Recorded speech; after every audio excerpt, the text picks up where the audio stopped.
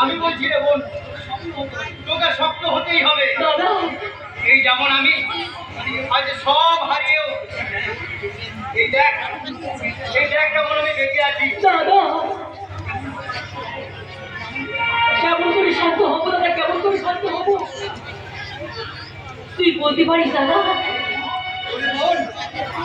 বুকে পাষাণ বাঁধ, নইলে রক্ত কষা বাদুড়ের হাত থেকে আজ আমাদের কেউ বাঁচাতে পারবে না।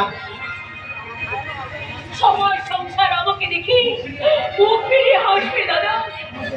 সমগ্র নারী চিৎকার করে বলছে বাউরির মেয়ে পিয়ালি স্বামী পরিত্যক্তা কি জানেনি।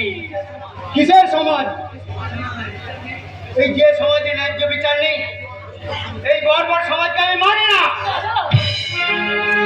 এই সমাজে ন্যায্য বিচার থাকলে বিনা দোষে ওই নাগেশ্বর সান্যাল আমার ভিটে মাটি কেড়ে নিতে পারতো না রে বোন। এমনকি আমার চোখের সামনে তোকে। তুই ঠিক বলেছিস দাদা। শামুক চালিয়ে যাচ্ছি ওই কেটে খাওয়ার অপরাধ মানুষের পিঠে। সেই শোষণকারীরাই তো হলো এই সমাজের হাজার হাজার মানুষ। তাই তো ওদের বিচার হবে, আদালতে ওরা দাঁড়াবে।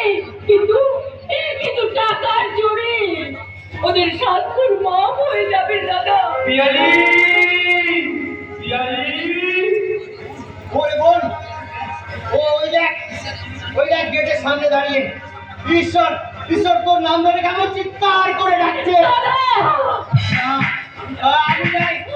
আমি যাই আর একটু পরে ওই সহজ সরল ঈশ্বরের মাথায় একটা ভয়ঙ্কর বাজ পড়বে। ও ভগবান, তুমি এর আসল বিচার করো ভগবান, তুমি এর আসল বিচার করো, তুমি এর আসল বিচার।